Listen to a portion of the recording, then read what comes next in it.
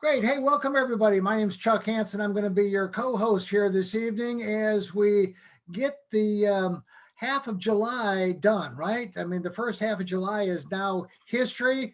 We're working on the second half of July. The good news is that tonight will be the first time that we go to biweekly pay. So let's a little hoorah, right? We'll go from the monthly pay to biweekly pay. Then we'll go from biweekly pay to weekly pay, hopefully to daily pay, and hopefully to hourly pay. Now I don't know about the hourly pay, but hey, what I wanted you to do and what we're going to do here this evening, you're going to get to hear from our CEO, Rick Cotton, in just a second. Rick's out in Las Vegas doing all the heavy lifting. Without any further ado, I mean, you guys all know him. I don't think he needs much of an introduction except to the fact that Rick and I have known each other for right at 25 years now. He was the person that I took this whole concept to, and I said, Rick, take a look at this. See if this box gets you as excited as it's gotten me. And of course, Michael Stern was the one that kind of put it on my shoulders and said, hey, look at this thing. So here we are, about a year later from those initial conversations. Guys, Rick's going to give you some really high level information. So this is the leadership of the company. So Rick, why don't you take it away, buddy? I know you've got a dinner appointment coming up. You got to unmute yourself. Or do I have to unmute you? Maybe I've got to unmute. There you go. So I got to make me a host. I couldn't unmute myself. But hey, welcome everybody. And thank you guys so much for being here tonight. 45,000 affiliates. Just amazing work. I mean, I looked at it the other day, it was 40,000.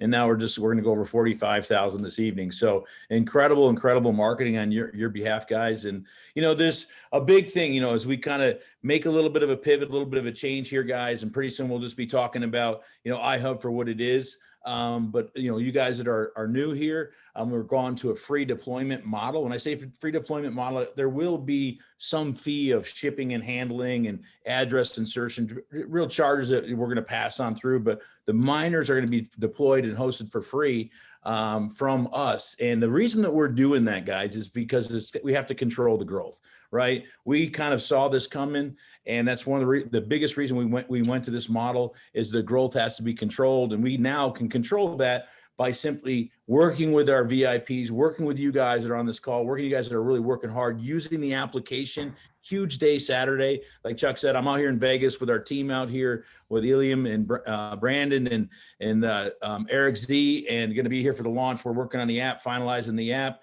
Some of you guys are beta testing the app. We couldn't get better feedback. You guys are extremely excited.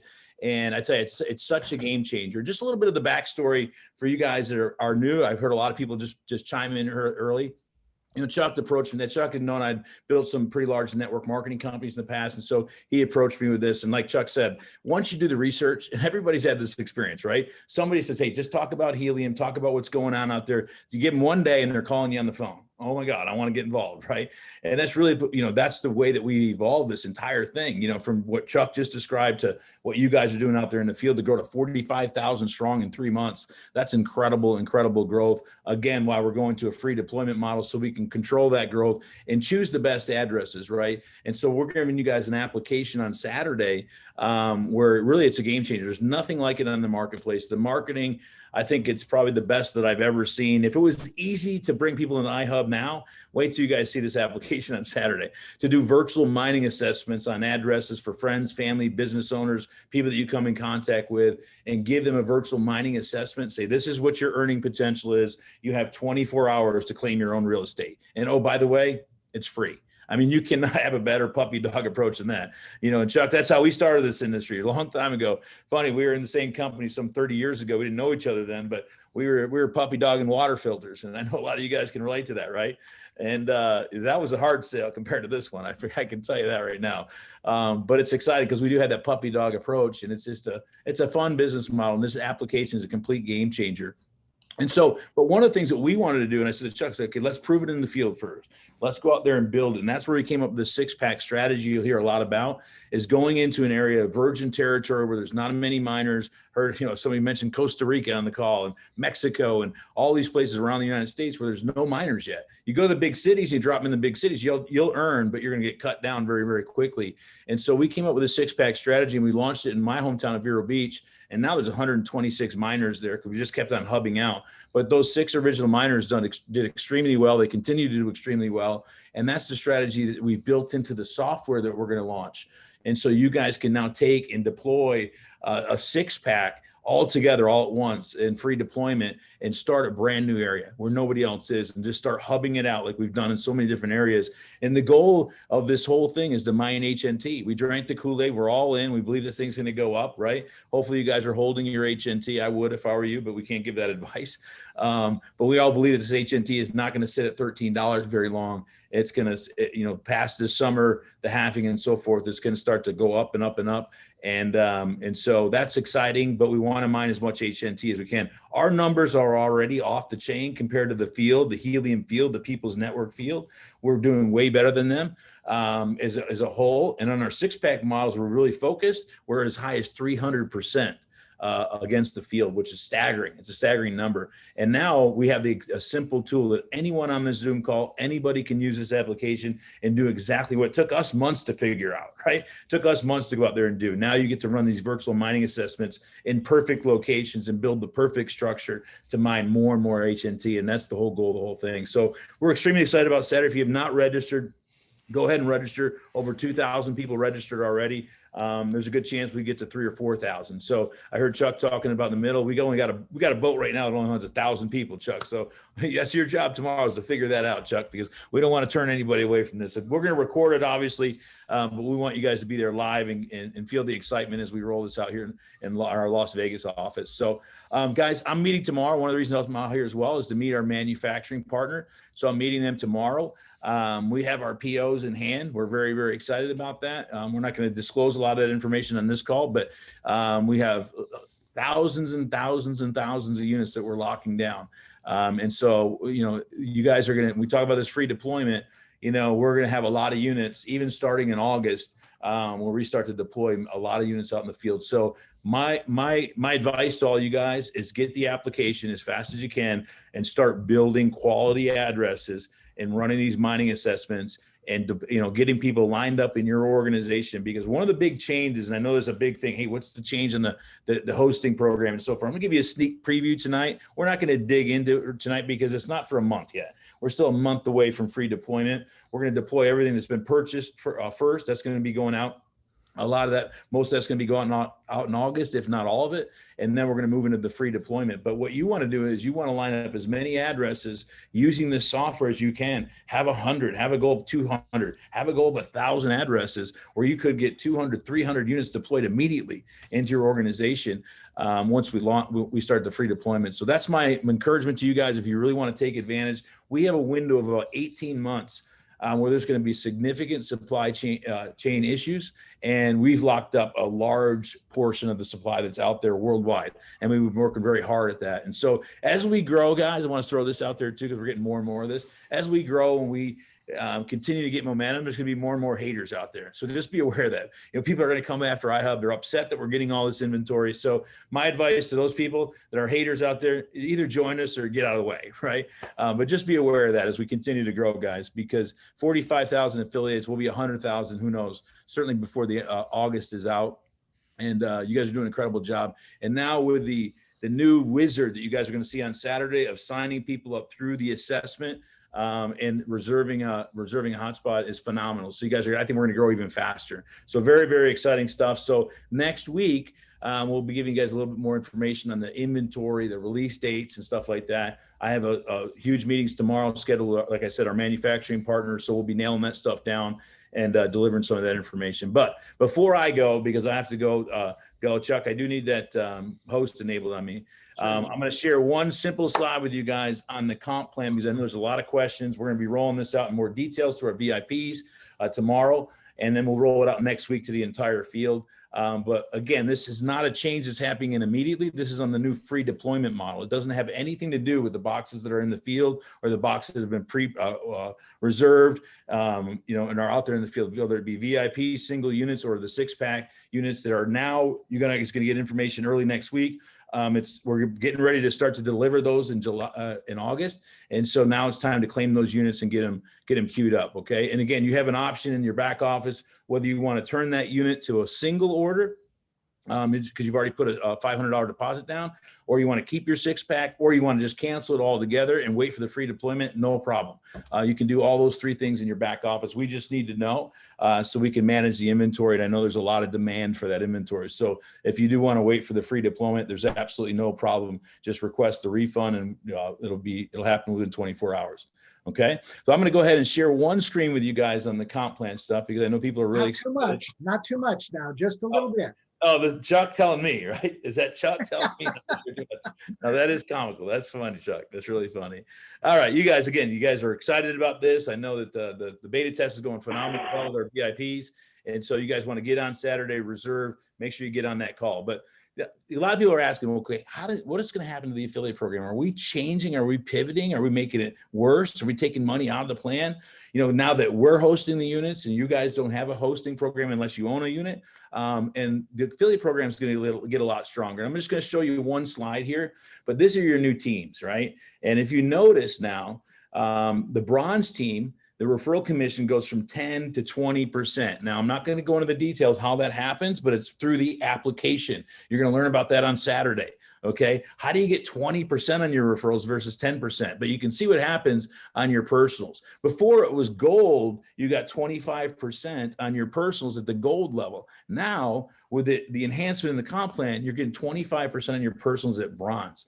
30% on your personals in silver, and up to 35% on gold. So as far as the affiliate program, it's going to get a lot better for you guys. There's going to be even more money in it, and it's going to actually tie into the application, which is the only thing that we're going to sell as a company. We are a SaaS, software as an application model. We're going to give you guys the best tools that are out there to develop your team, to grow your affiliate network.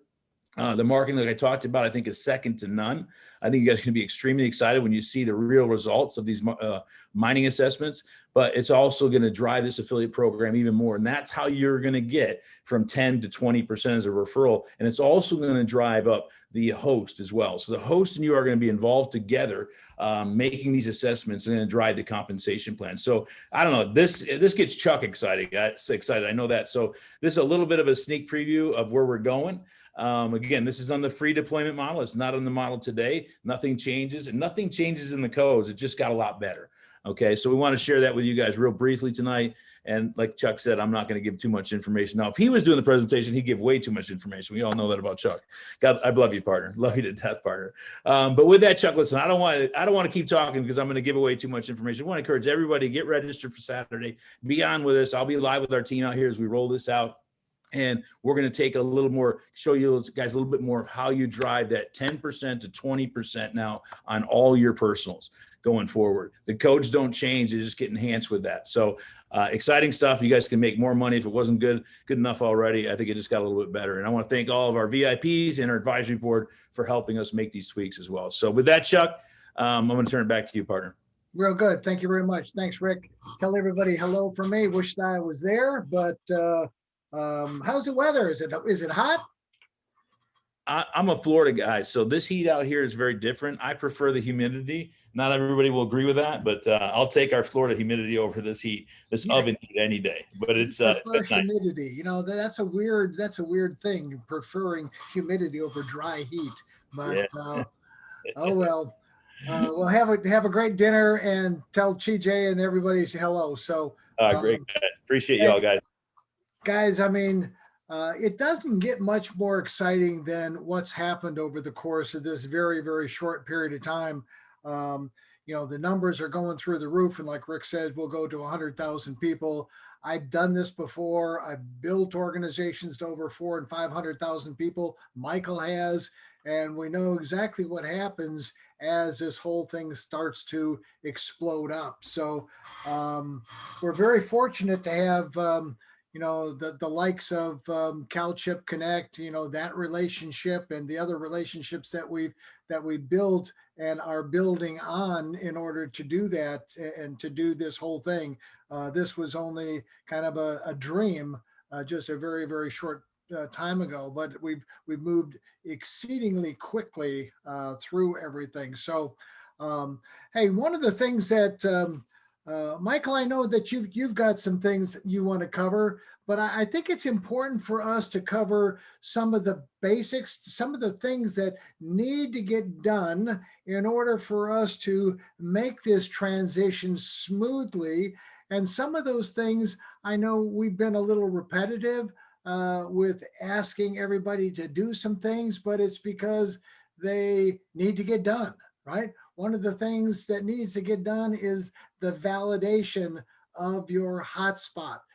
If you don't know how to do that, Michael's going to come in and show you a little bit on how to get that done. We've got almost 1,000 hotspots that are out there not validated, which means that they're in kind of a holding tank, right? In kind of a holding tank, not doing anything and not in the commission engine. Like I said earlier at the beginning of the call, tonight is the end of our first biweekly pay. So we're paying on July the 15th. We won't pay, we'll stop the pay and we'll calculate. And then a few days later, we'll get everybody paid. Again, we're just going through all of those systems. And then at the end of the month, we'll do exactly the same thing. And then hopefully after that, this month of July biweekly, we can go to a weekly pay cycle. We'll probably cut it off on a Friday or a Saturday or Sunday, and then pay the following, 3 or 4 days later after we look at everything, make sure everything pans out and everything audits up. So the other thing that a lot of people are kind of not doing, it's just because, I don't know, maybe they forgot that they placed orders, right? That we've got a lot of people that have got orders in the CalChip provisioning system that don't have, actually, they don't have anything. They've got nothing. No shipping address, no installation address. Now, if you've got multiple units and you want them all shipped to you without installation addresses, that's perfectly fine. We can do all of those things. It's just going to cost you $25 to have them provisioned yourself. You can do that by going in and changing the address on each and every one of them. So, and that's perfectly fine. It's some people actually prefer that over getting addresses now and then maybe having to change them later. So, Michael, you want to come in and talk about some of those things that I know you want to talk about? Or did you? Yep. Yep. Yep. Okay. Sorry about that. I didn't mean to try to That's mute me okay. and I muted you. So Yeah, hey, okay. everybody. My wife does it all the time. That little mute button there. Yeah. Yeah, definitely. We want to for sure get every unit out there that people have ordered so that we can transition into really our deployed hosting model that we're going to be doing. And as Rick said, we're probably looking at probably mid-August or so. The idea is that we want to get every unit out there that people have already purchased. And it's kind of funny how people have got units and they haven't even put the shipping information in there yet. But again, it's something that we have to cover. We do cover it an awful lot. I don't know if we'll go into all the nitty gritty of it, but we want to at least show you where to go to get it. And just look at the trainings in the last week or so.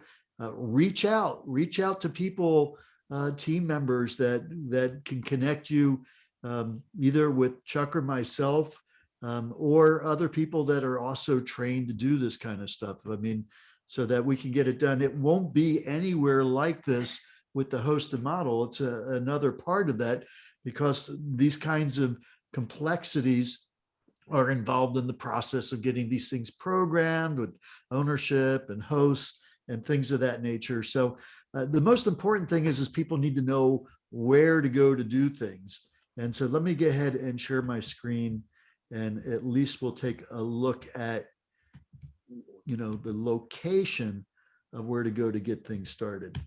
So if I may, so this is your back office. When you go to my.helium.com, you put in your email address and your password. Basically, this is what comes up. And by the way, if you haven't registered for tomorrow, this is where you register. You just scroll down Helium track, click here to register for our launch event. Now, if the numbers are anywhere close to what we've been hearing about the registrations, you still want to register, but I'll tell you what, get there early because it sounds like the boat's going to be full, Chuck. And well, you know, we talked about that, and I'm going to try to hook a webinar platform to the Zoom platform and make it so that we can put up to 10,000 or 11,000 people on it. well, that would be fantastic. But just in case, Yeah. just if you really want to be there, get there early. So Right. yeah, we should probably open up the room, you know, a good 30 minutes or even 45 minutes earlier than normal, just for that reason. We'll do that on Saturday. So 3:30 we'll open up the doors, let everybody get the front row seats. That's right. So that's 4 o'clock East Coast time. Be there at 3:30 if you want to make sure you're getting through the door. So this is your back office that we've got here. And what we're talking about are two critically important things. One is to get your units, to have them physically be shipped out. That has to do with provisioning your orders. Now, I don't think there's as much issue with the units that were ordered directly through iHub. It's more recent, as of the end of April. These are these 6-pack orders that you're hearing about, you know, and it was people would order individuals or 6 units to get them sent out. We'll lightly touch on that, but I think the biggest concern is in the CalChip order provisioning, and that's the orders that people placed an order back in the earlier days. We used to have a little thing, menu item that said, order your miner, and you would click that link and it would take you to a CalChip web page to place your order. And then we embedded that afterwards into our back office, but it was still placing orders with CalChip. It triggered an email from CalChip Connect, congratulating you on the order, giving you your order number, and that sort of thing. And you could have ordered multiple units, but there was no way of putting the installation addresses into that CalChip order processing system. They basically were taking your billing information and your shipping information, and that was pretty much it. And so they created a database login for us to be able to go in, everybody that placed an order, to be able to log into their system to input the information that they would use when they're actually programming these devices prior to shipping them. And that's what this CalChip order provisioning is all about that you see here. Now, it's a separate platform. It's separate from the iHub back office. And when you click on order provisioning, it's asking you to basically do a password reset. But that's just, the reality is you're setting up a password for this independent system. They call it the Caspio system. And you'll click on this and it'll ask you for the email address that you used when you placed your order with CalChip. And the easiest way to know that for sure is to go back and search your emails for CalChip Connect, find the one that had your order number in it, and that email address that they sent it to, that would be the email address you put in there, and they'll send out an email to that address with a live link to create a password for this new system. If you don't get to it within 2 hours, you'll have to go back and have it resent again, just putting it in there. If you put an email address in there and it tells you that that information is not in the system, I'll just give you an example here of an email address I know is not in the system. And it says the information provided doesn't match our records. It could be that you used a different email address to order the units than you originally anticipated. A lot of times that happens when you're going in and placing an order through your browser where it doesn't autofill for, the addresses and the email address and all that. And, that's why I go back and find that email, and that'll really help. If you find that email and you still can't get in, reach out to support or Chuck and I, and we'll get that taken care of rather quickly. Get that fixed so that you can go back and do it. And so once you do that and you get that email, you get your password, then you're going to come back here under CalChip order provisioning and click to update your addresses for the order. When you bring that up, all you'll see is the order number and your email address, but they'll have all these fields that you'll put in for your shipping information. You can choose not to put in the installation address if you don't want to. If you want it all, as Chuck said, if you ordered more than one unit, you can have everything just shipped to you without an installation address. In the fields for the shipping, for the installation addresses in there, just say don't program location, and they'll know not to do that. Otherwise, they may hold those units in lieu of you getting in there and telling them what address to put in. And you don't want to tie things up. It's better just to get those things all shipped out en masse, and then you have total control over it, even if you have to cover the additional $25. It's just a lot easier to have that control. And so that's really what's important as far as getting those units shipped out to you. I mean, again, we're going to be shipping a lot of units over the next 6 weeks, and you want to be the recipient of the units that you've already ordered. Okay. Then the other thing is once those units start going out and they're assigned an actual name of the unit within the Helium blockchain.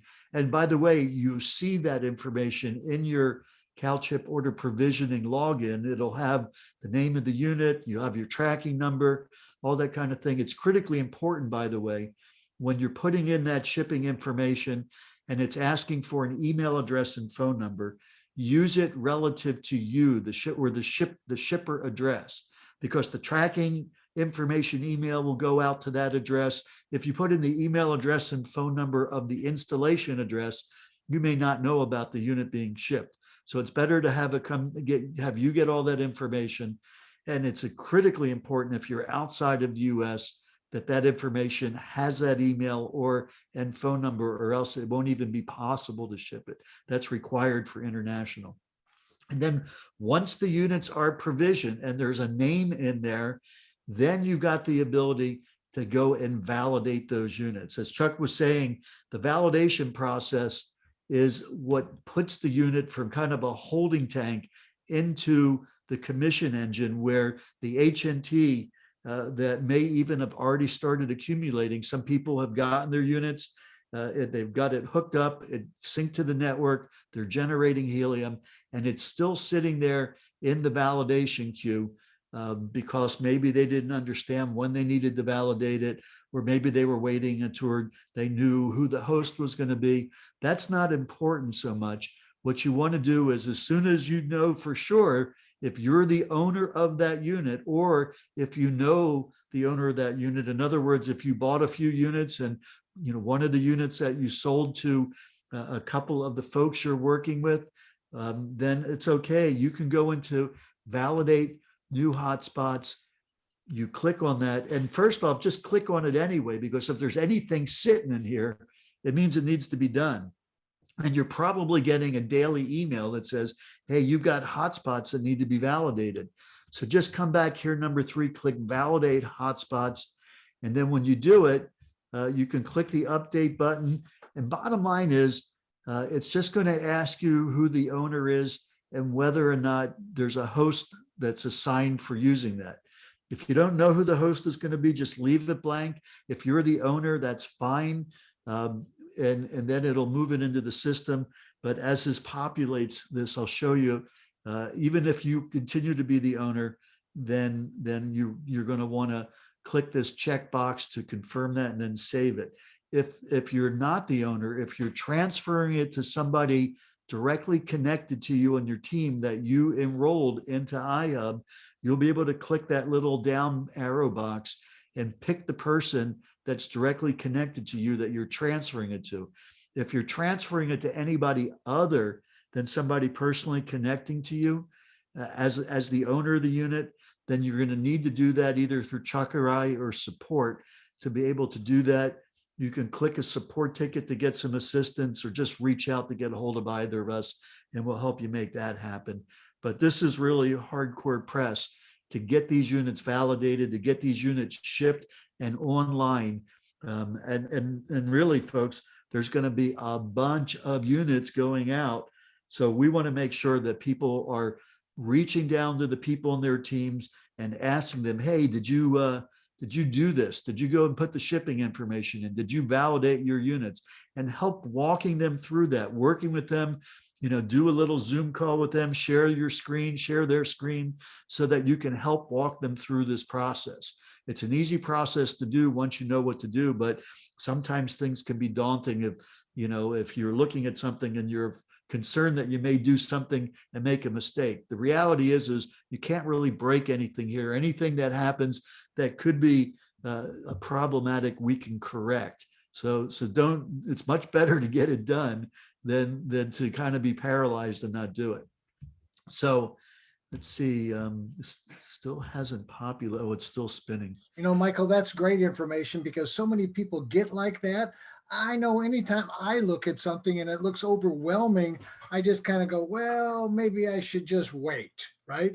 And just dive right in there and get it done. There's nothing that can't be fixed if you find that, oh, I screwed up on this. Hey, no big deal. We can get all of that fixed. So, but it's, I found in looking at some reports, we found unvalidated units, I call them pigs, unvalidated pigs in the pen that are making lots of helium, but are not getting paid, right? The people aren't getting paid because they haven't moved from that pig pen, right, from that holding tank into the commission engine. And that's where we want them. We've got to get those pigs out of one pen and into the other. So we can get that helium paid to everybody.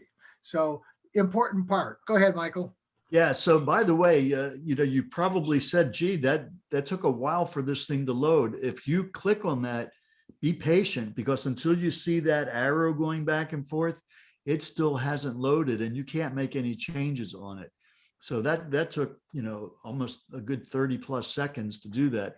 That's just because there's a lot of units in that database of unvalidated units to do that. So in any case, if this is my unit, I'm just going to keep everything the same. I'm going to click that checkbox where you got that arrow pointing to it.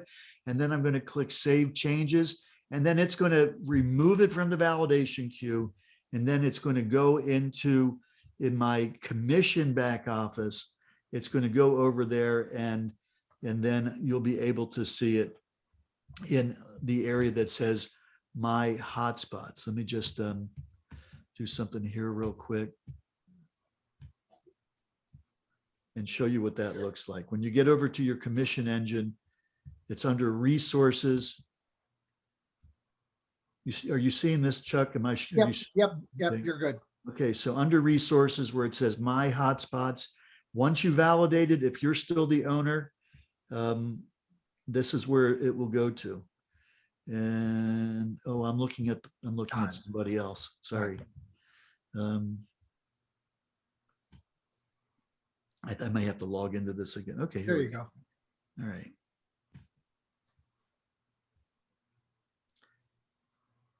And I'll show you in just a second how to get over here if you're not used to it. So under My Hotspots,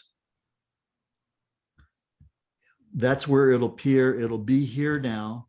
And from here, if you want to transfer to another individual or add a host to it, you can do it back here. And now it'll be in the scenario where it's in the commission engine. You can see the helium that's generated from the units. Now that's that one that you were going to give to me, the wolf, right, for my birthday. Buy me a wolf.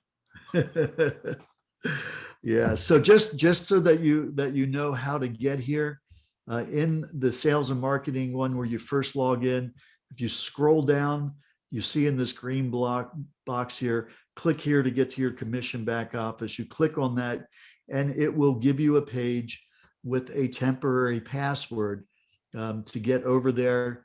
You can just copy this password, paste it into the password field and log in, and it'll take you to just where I was in doing that. And you can go over there and redo your password and I recommend making it the same as the sales and marketing one. I don't know about you, but I've got enough passwords to try and keep track of. It just seems like every day there's more passwords you got to figure out where to store. So in any case, that's basically, I think, what we wanted to cover, Chuck. Yeah, I think that you're exactly right. So, hey guys, if you've got any questions, I mean, we'll take Q&A for a little bit. Let's try to stay on point. I don't send me any order numbers and ask me when this is going to arrive because I can't tell you. Let me just cover that for a second. We're waiting on a big shipment right now. Seems like we're always waiting, but at least we're waiting for a big shipment. So that's the good news, to arrive at our facility in New York, where all the provisioning and everything happens, and then they start distributing those. So I'm sure Rick will have an update on that after he meets with the president of CalChip for dinner, and they meet tomorrow. So we'll have some more information on that. But I know that there's a huge shipment out, and that should clean up everything that has been in the waiting process. So so if you've got a question, go to the chat and stick it in there and chat away to us. It's much easier to do that than it is to, Michael, is your chat working on your side? There is some chat in there.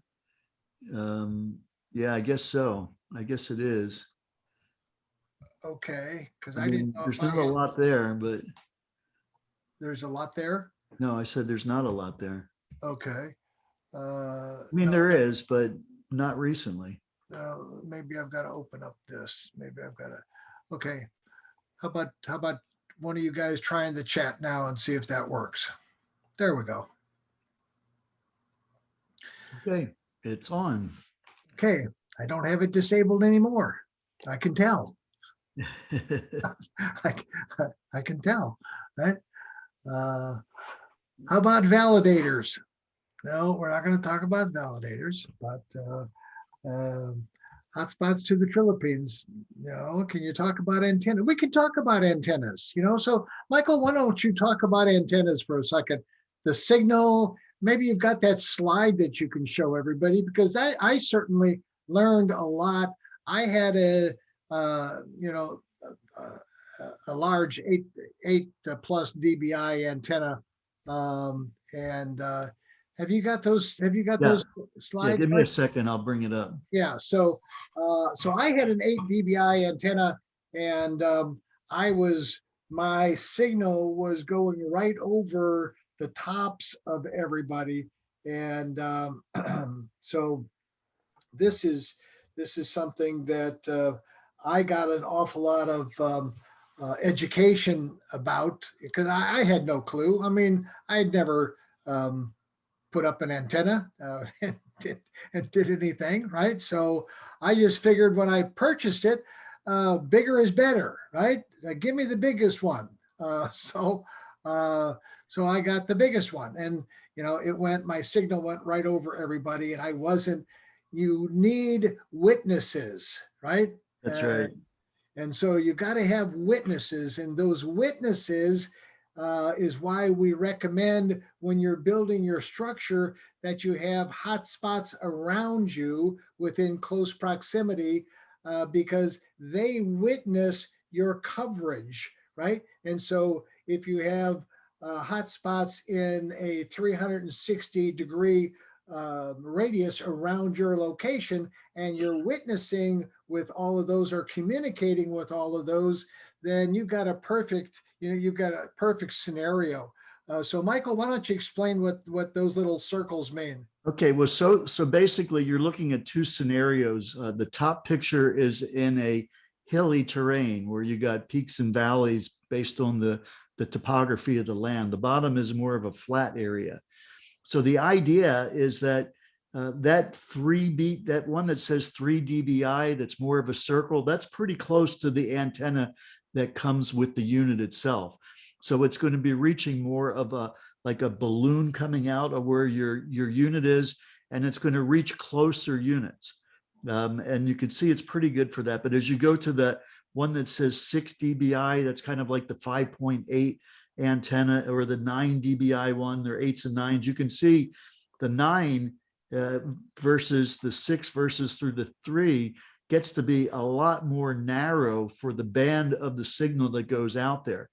And so if you, like Chuck, you were saying with that 9 dBi antenna that you had, because it's a narrow band that reaches pretty far, it could be going right over the top of some of the units that were closer to you, where the 5.8, you can see it's not as round as that 3 dBi. It's more of an oval shape, but it definitely is, you know, much more likely to be able to hit the units that are closer to you and farther away.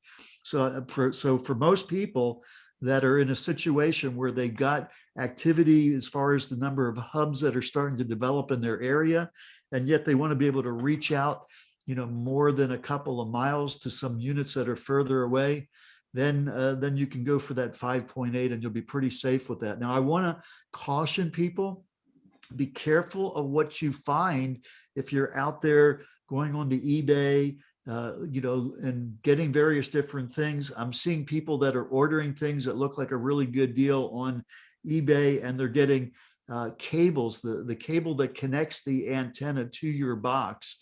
They're getting poor quality cables sent to them. And, you know, most of those cables are the same as the kind of coaxial cable that you use for a cable TV. It looks similar, right? But it has a lot of signal loss. And so if you're using more than 5 or 10 feet of that kind of cable, you'll lose the signal increase that you got from the antenna just in that short range of cable if you're not using high quality, low signal loss cable, what they call LMR 240, or even if it's a very long run, like over 50 feet, then you want to go with LMR 400.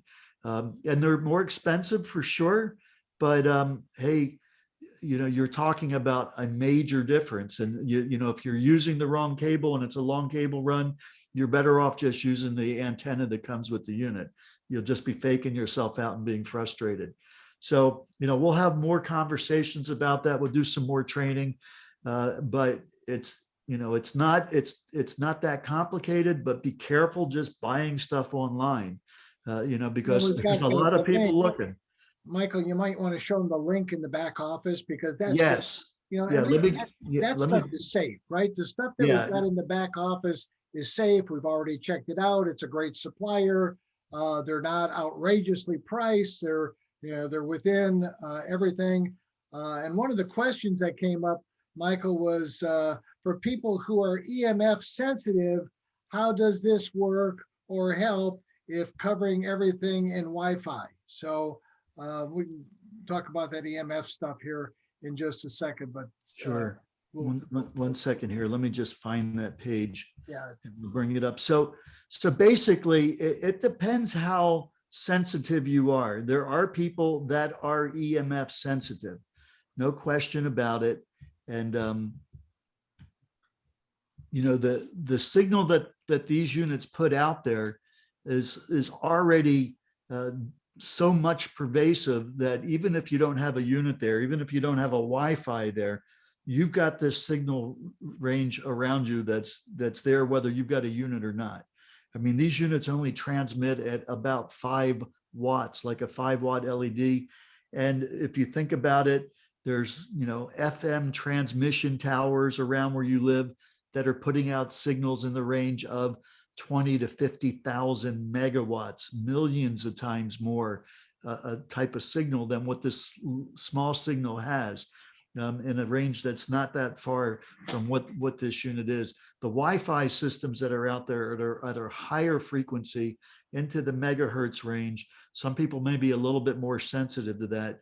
And if you are sensitive to Wi-Fi, then just hook this up to an Ethernet cable to your internet source that you have. You probably have a cable modem or something like that if you don't have Wi-Fi, and you can hook it up to your router, and you don't have to use Wi-Fi to get to this, but you may need to use an antenna wire to get the unit closer, or get the antenna closer to where your windows are or outside, if you only have a short run for the Ethernet cable where your modem is or your router, that sort of thing. So if you're in your back office and you go down here to where it says tools and training and click on antennas, then it'll take you to some really excellent products that have already been packaged together to make it pretty foolproof with the right cables and the right antennas. You can see we got the 8 dB one, the 5.8, and the 3 dB one that corresponds essentially to those three that you saw in that diagram. Again, the 5.8 is probably going to be the most versatile, covering just about anything that everybody has. If you're in an area where there's like nothing else around you and it's 5-10 miles to the nearest other hotspots from where you are, you may want to go with the 8 dBi antenna to get the farthest reach. Well, you're exactly right, Michael. A good friend of mine in Dallas had no hotspots around, so we put an 8 dBi on his house. He wasn't making any helium whatsoever because he couldn't witness, right? Couldn't connect with anybody. Put that 8 dBi up there and started connecting with 15 other spots and started making about 10 helium a day. Yeah, huge difference. Huge difference. Huge difference. So I mean, in my situation, when I got my hotspot and put it in the window, I was getting like 1/10 of a helium per day. And then I got my antenna. I still didn't have the cable that I needed to put it on the roof. So I just connected the antenna in the same window with the short cable that came with it, hooked it up to my miner. And I went from 1/10 of a helium a day to 2 to 3, sometimes even 4 helium a day with just the antenna in my window. And once I got it up on, and we're just in a 1-story building with a flat kind of Adobe style with, so it wasn't that high up, still 15 feet off of the ground. And with it on the roof, it went from, 10 helium a day, or even a little bit more. So the antenna makes a huge difference in doing it, but you can do really well just putting it in a window. If you don't have the option of putting it on your roof, a lot of communities don't allow antennas. You can put it in your attic, or you can put it in a window where you can get it the highest window. If you're in a 2-story place, make sure you put it in the 2nd-story windows or as high up as you can get to do it. I know Rick had people where they couldn't put it on the roof, but they were putting it outside on the side of their homes, as high up as they could. So get a little creative with that. We'll have more ongoing training with that. As there's a question here, Michael, about can you set multiple antennas off of one unit? No, I mean, it's basically you have phase problems with that where, one antenna may cancel out the other. You've got to be like an RF rocket science kind of person to be able to do something like that, if it's even possible. So the answer is no. I mean, I thought, well, gee, that'd be great to have one of each, right? That way you cover everything. Not doable. So should we buy an 8 dBi for every unit for cities that are just starting up? Not if you're in control of where those hotspots are being set. I mean, if they're being set within, close proximity to your unit, then you don't have to, that's what happened to me. I wound up buying that 8 dBi, then changing it to a 5.8 dBi and sticking it up on a 20-foot pole, right? So I'm over the top of my house and it's up on a pole. Nobody can really see it. I mean, just the tip of it is sticking over the, 2 or 3 feet over the top of the roof of the house. And, my HOA, they'll never even see it. They'll never even notice it. So anyway, let's see. I got sidetracked this evening and wasn't able to join the meeting till this end.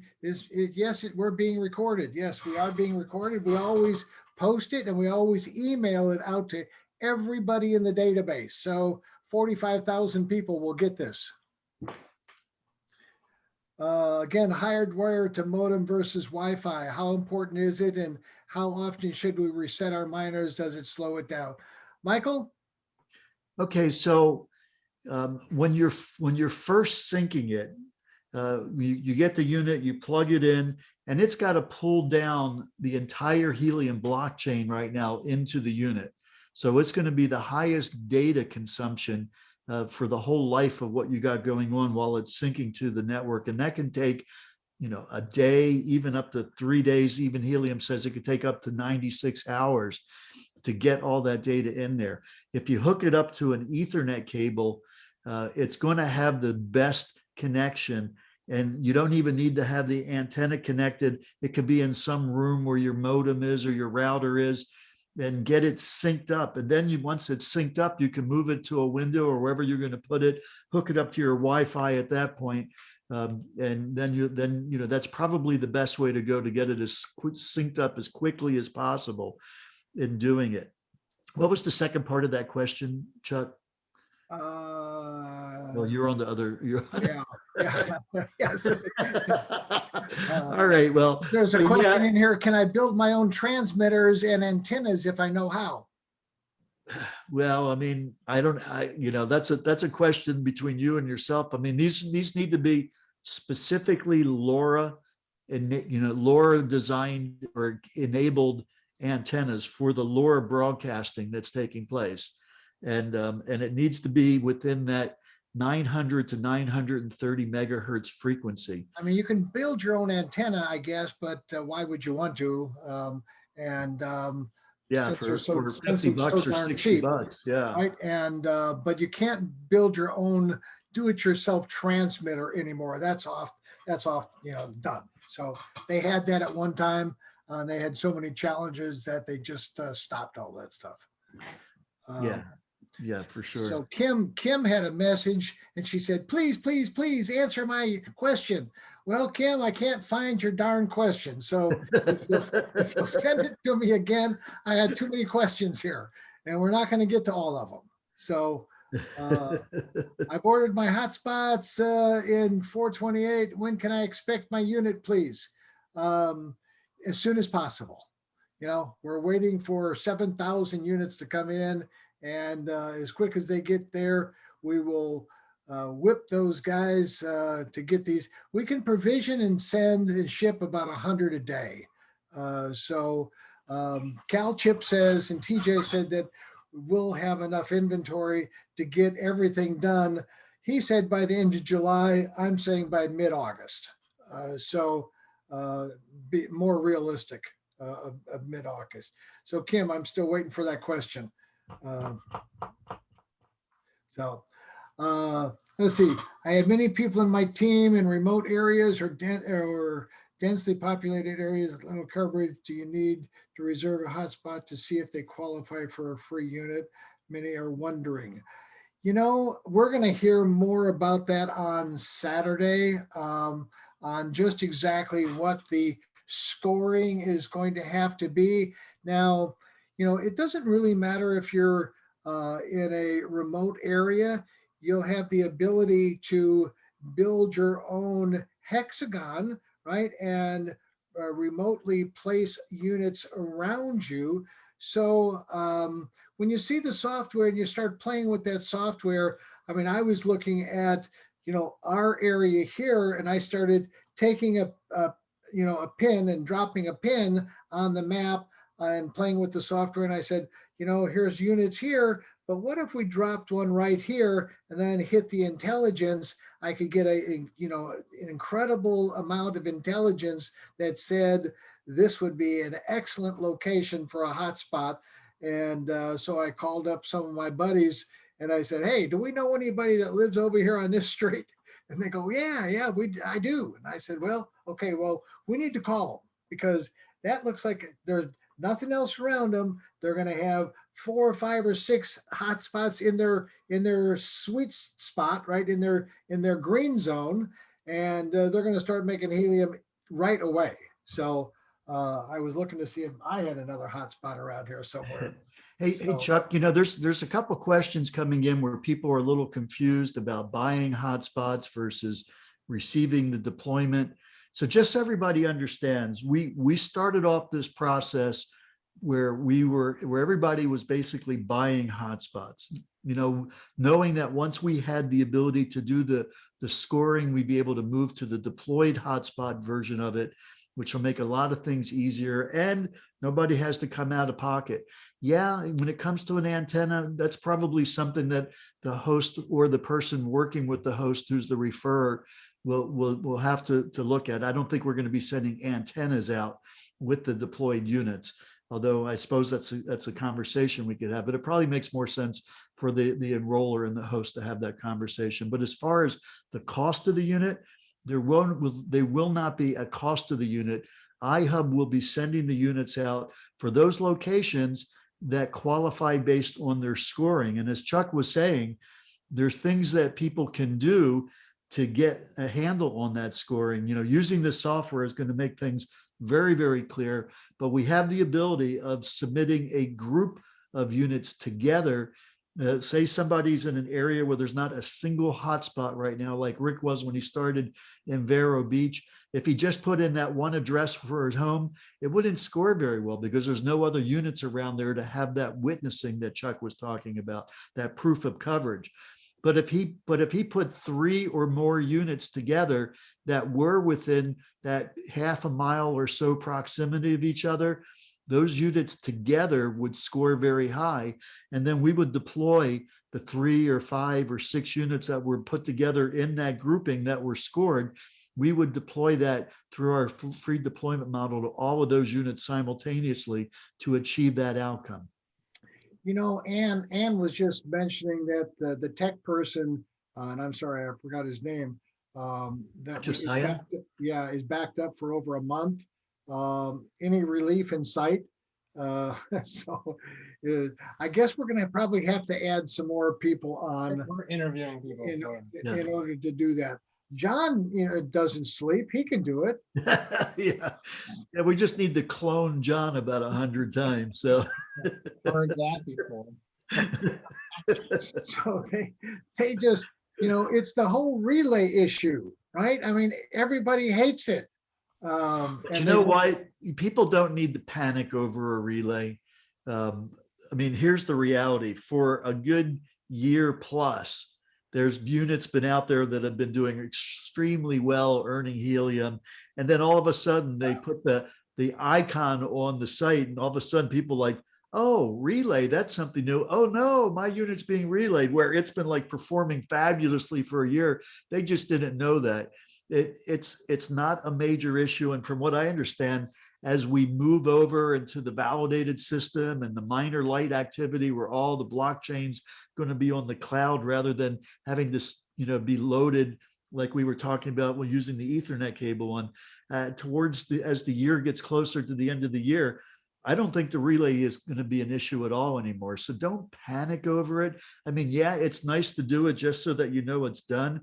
But I would say in most cases, it won't make a difference. The only time it makes a difference is if it's being relayed to a unit that has a bad internet connection, and then data may be lost. But otherwise, if it's being relayed to a unit with a good internet connection, you're not going to notice any difference. Michael, can you touch on how secure units are? There's always questions about how easily something get hacked. I mean, we're hearing about hacking and all this stuff all the time. Security breaches and those kind of things.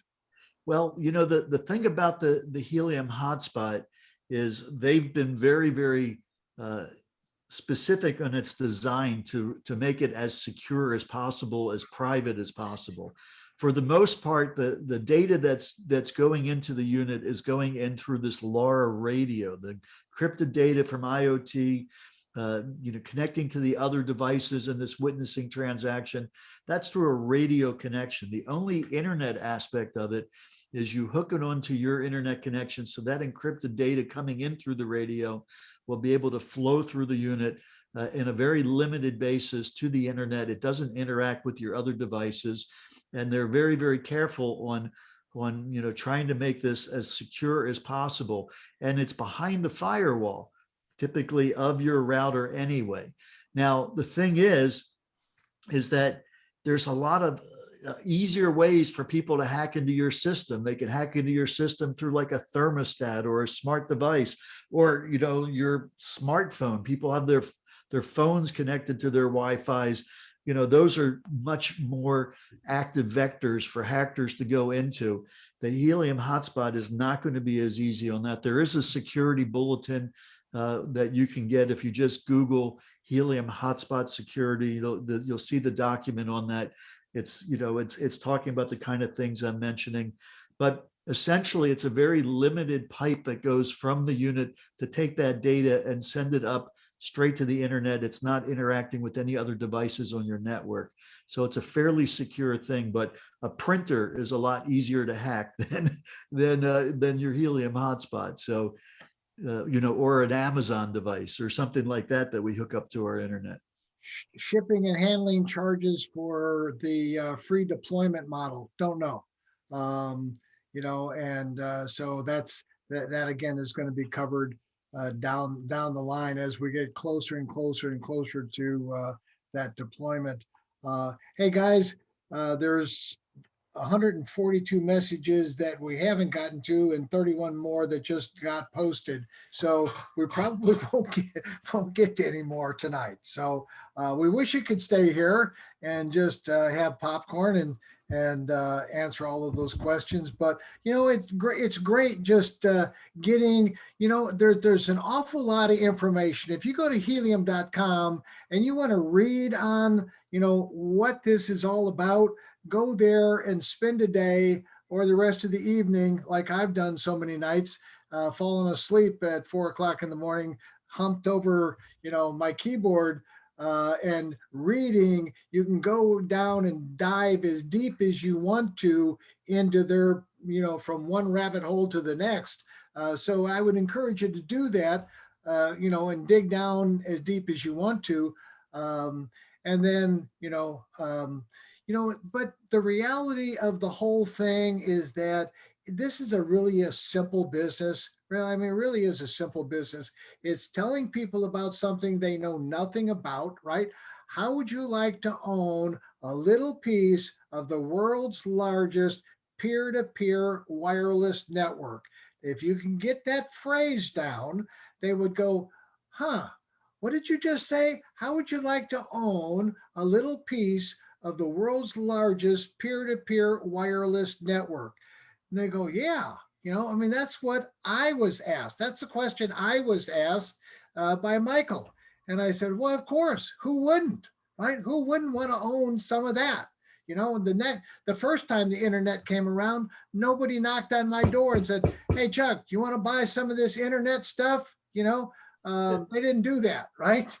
They just went, put the towers up and did everything and didn't include me at all. So this is our opportunity to be included in the deal, right? So we get to be part of the deal this time. We're not on the outside just paying the bills. We're going to collect on the deal. So, and the best way to collect on the deal is do what you guys have been doing right now. And that is telling other people, have them going and registering for free, no cost, right? Totally free, no credit card, no social security number, no tax ID number, no nothing, absolutely harmless to go and register for free and start looking around. There's no telling how excited somebody might get like I got, right? Because the more I started investigating, the more sold I became. I sold myself. I said, you know what? There's no way in hell that I'm not going to do this. I'm going to do this. And so, here, that's how it all happened. So, the more people you tell about it, something great is going to happen. I hear about it every day. More and more people call, hey, I heard, I got a hold of this person and that person and this, and all of these things start to happen. I just got off the Zoom with a friend in Mexico City, and he's got great connections, and we could put in thousands and thousands and thousands of units just in Mexico City, right, alone. So it's going to be a great time. Let's go claim this real estate for us, right? The people. this time around, and let's all take it to the bank. So go register. I'll do my best to get this Zoom webinar something, so we got a lot more seats in the room. Michael, always appreciate your help. John, I know you're always there in the background, just in case we fall over, drop over dead. You'll pick up the pieces. So, hey, with that, God bless everybody. Thanks for being here. We'll see you guys. We'll see the VIPs tomorrow. And then what else is happening, Michael? Anything else happening tomorrow? No, Just I think that's the main thing. And then VIP of course, Zoom? Saturday. Yeah, VIP Zoom, and then and Saturday. So let's go round them up for Saturday. Good night, everybody. Have a wonderful rest of the night wherever you happen to be. See you, Michael. See you guys. Thanks, Autumn. Good night, all. Good night, everybody.